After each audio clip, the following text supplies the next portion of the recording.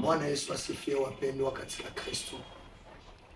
Kuna mtu mmoja hivi aliwahi kuniuliza ya kwamba Pastor, mbone nina probleme katika jamaa yangu? Na wakati ameniuliza nikamuuliza probleme gani uko nayo? Akasema mimi ninachukiliwa na wandugu zangu na sijui nachukiliwa kwa nini. Lakini wakati alikuwa ananiuliza hivyo, nilimuuliza swali moja, eske unawezi jua shina gani ama probleme gani inatuma unawezi kachukiliwa katika familia yako? So akanambia hivi ya kwamba sijui hata. Unajua kuna wakati upendo wa jamaa, nguvu ya jamaa inapotea kwa sababu hamuna ile kitu cha umoja.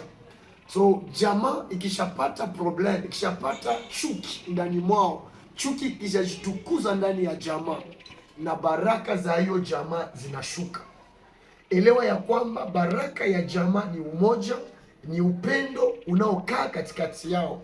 Hata mukanisa, hata muvikundi mu apartema zozote zile, pasipo upendo na umoja hakuna jamaa iko pale, hakuna jamaa.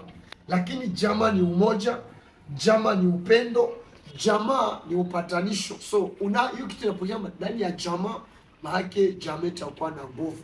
Biblia inasema kwamba umoja ni nguvu. Haleluya. Na udhaifu ni kushindwa.